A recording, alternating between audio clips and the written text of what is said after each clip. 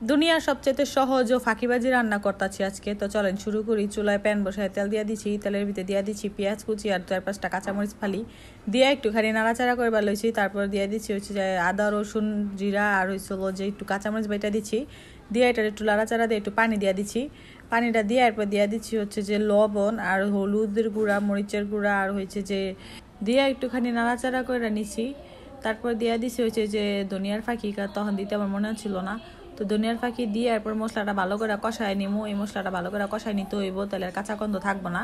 এরপর দিয়ে দিচ্ছি একটা টমেটো কুচি। তারপর টমেটো কুচিটা দিয়ে মশলাটার সাথে ভালো করে মিশাই নিমু। মিশানো হয়ে গেলে সুন্দর করে ঢাইকা দিমু, ঢাকানিতে টমেটোটা সিদ্ধ হয়ে আইব। তো এই রেসিপিটা যারা বেচারা থাকে তাগুলো একদম সহজ, আর হয়েছিল ফাঁকিবাজি যে কইছি একদম ফাঁকিবাজি, কারণ এটা রাঁধতে তেমন প্যারা নাই, সর্বোচ্চ 20 মিনিটের ভিতরে রান্নাটা হয়ে যায়। তো এই যে ঢাকনাটা উড়াইয়া সুন্দর করে মশলাটা শুকনো শুকনো করে কষাই নিতেছি, কারণ টমেটো থেকে পানি ছাড়ছে, সেই পানিটা শুকাই লাইতাছি। তো এই যে হুগনা হুগনা করে মশলাটা ভালো করে ভাজা ভাজার মতো করে নিয়ে এরপর দিয়ে দিছি হলো পরিমাণ মতো পানি।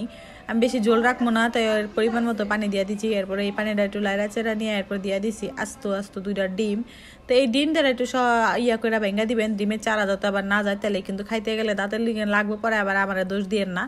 তো এই যে ডিমটা দিয়ে ঢাকা দিছি, এই সময় লাড়াচাড়া করা যাবো না, কারণ ডিমটা ভেঙে গলা যাবো গা।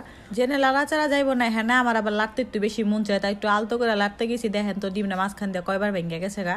তো যাই হোক, এরপর দিয়া দিছি উপর থেকে ধনিয়া পাতা কুচি। আপনারা চাইলে এইখানেও কিছু জিরা ফাঁকি দিতে পারেন, তবে আমার জিরা ফাঁকি ফ্লেভারটা ভালো লাগে না বেশি একটা।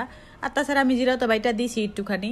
তো এরপর আমি ধনিয়া পাতা কুচি দিয়ে হালকা একটুখানি জাল করে নিতেছি, বেশি জাল দিব না। আর গাইস, দুনিয়ার সবচেয়ে ফাঁকিবাজি ও সহজভাবে রান্না যেটা হয় ডিম, সেটা রান্না করা হয়ে গেছে। এখন আমি গরম গরম ভাত নিয়ে নিচ্ছি, কারণ আমার লোভ লাগতেছে গরম গরমই খাওয়ার লিগা। তো গরমে ভাত নিয়ে নিচ্ছি 1 চামচ, তারপর নিচে একটা ডিমের অর্ধেকটা পাতিলাতি রয়ে গেছে, ভেঙে গেছে গা। তো এই যে ডিমটা ভাতের ভিতরে নিয়ে নিচ্ছি 1 পিস লেবু, মানে 1 টুকরা লেবু। এরপরে লেবুটার একটু চিপা নিতেছি। তার যে কোনো তরকারির সাথে গাইস লেবু চিপা না নিলে তো আমার ভালোই লাগে না। তারপরে এই যে গরম গরম ভাত দেখেন মশলার সাথে মাখাইতে পারতাছি না, কারণ ভাতও গরম তরকারি গরম, কিন্তু আমার লোভও মানতেছে না।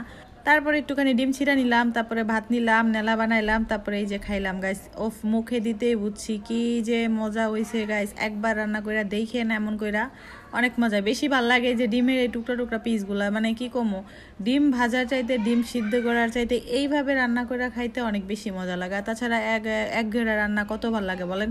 এই যে ডিম ভাজা আমরা সবসময় ডিম ভাজা খাই বা সিদ্ধ করে রান্না করে খাই, এইভাবে একটু ইউনিকভাবে রান্না করে দেখেন, অনেক মজা। এই যে আমার এই দেখেন না, আমি কথা কইতে কইতে আমার সবগুলো ভাত খাওয়া শেষ। তো আমার ভিডিওটা যদি ভালো লাগে সবাই একটা লাইক কমেন্ট শেয়ার করে পাশেই থাকেন, আপনাদের একটু সাপোর্টে মনেও উৎসাহিত জাগে। সবাই ভালো থাকো, সুস্থ থাকো, আল্লাহ হাফেজ।